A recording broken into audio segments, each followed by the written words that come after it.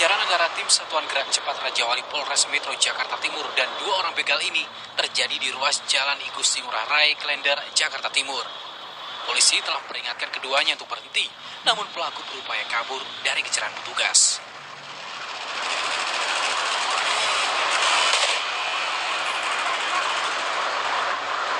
Pelaku justru melawan dengan menggunakan senjata tajam. Keduanya terpaksa ditembak petugas karena berupaya melawan polisi saat akan ditangkap.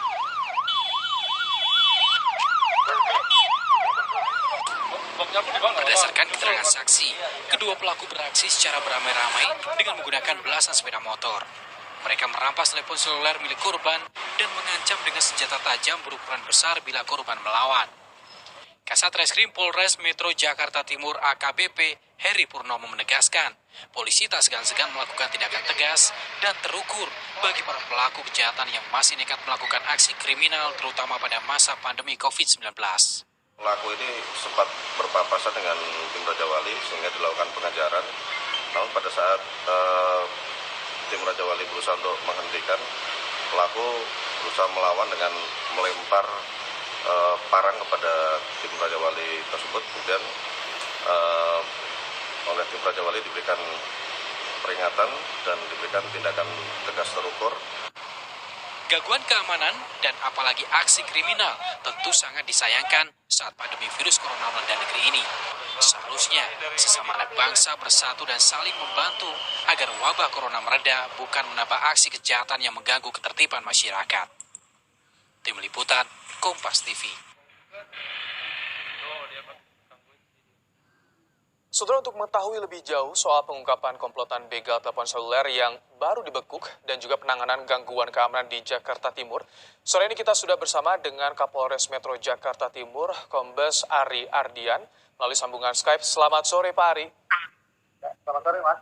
Pak Ari, dua anggota begal ini ditangkap, salah satunya masih menjalani perawatan di Rumah Sakit Polri. Jadi sebetulnya ada berapa total anggota komplotan begal yang beraksi pada minggu dini hari kemarin, Pak Ari? Ya, jadi mereka sebetulnya ada sekitar 20 orang dengan menggunakan 10 unit kendaraan motor.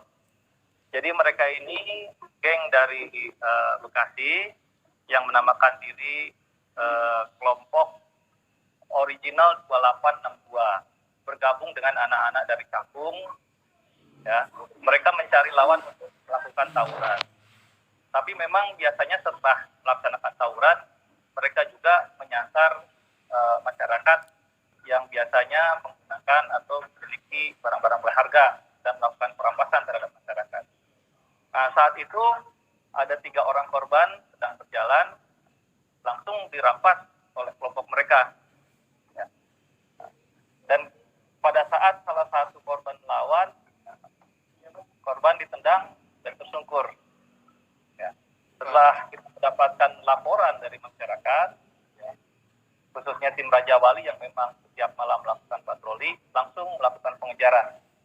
Ya, dan terjadi aksi kejar-kejaran seperti yang terlihat di media massa yang viral kemarin di media sosial.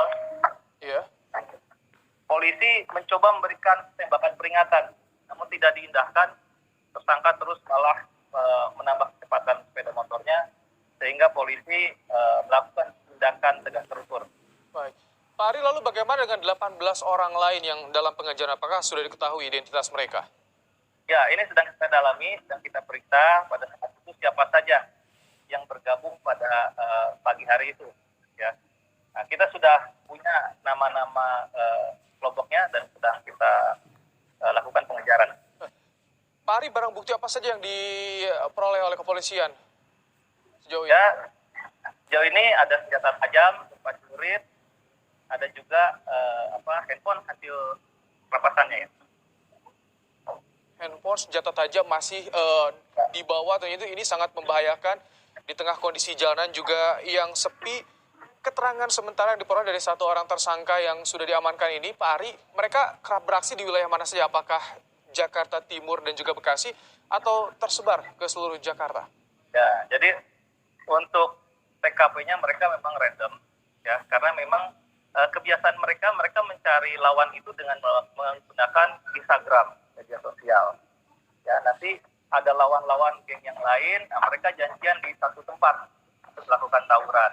Setelah melakukan tawuran, biasanya kembali mereka mencari korban. Ya.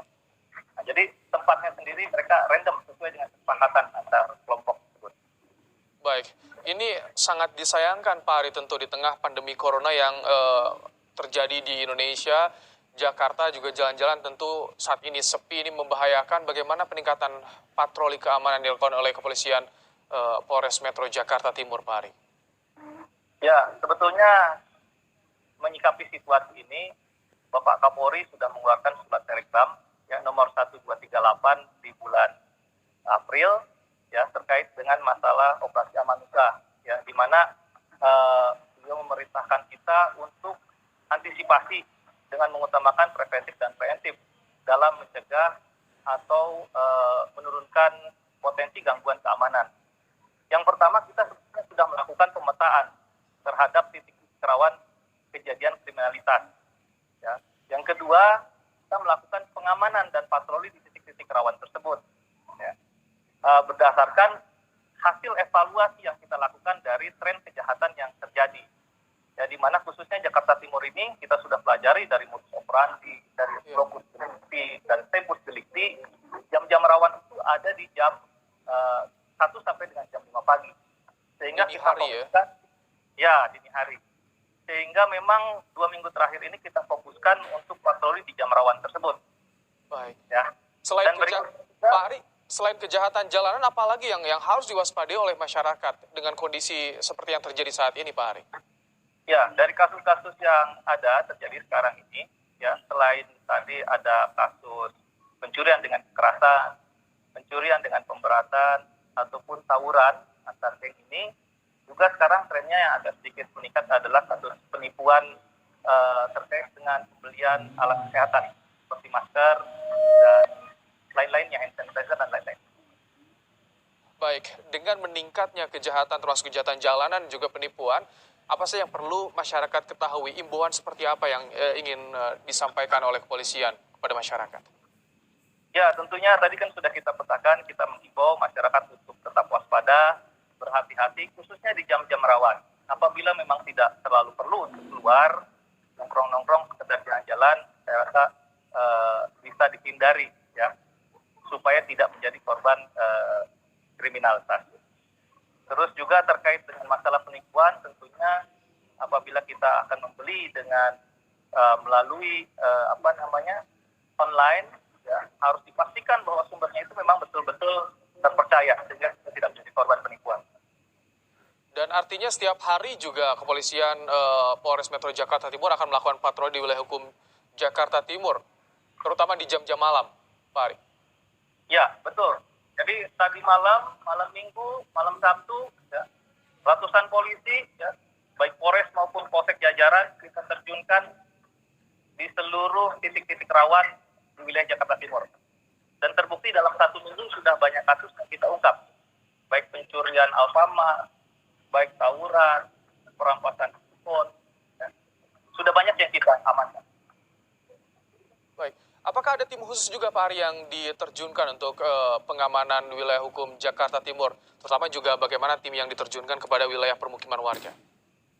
Ya, jadi memang titik-titik rawan, selain permukiman warga, tempat-tempat sentra ekonomi, ya kita sudah petakan betul dan sudah kita tempatkan personil di titik-titik rawan.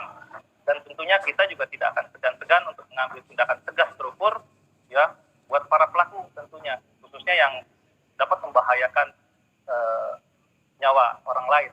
Ya. Dan dari beberapa kasus sudah kita ambil tindakan tegas. Baik.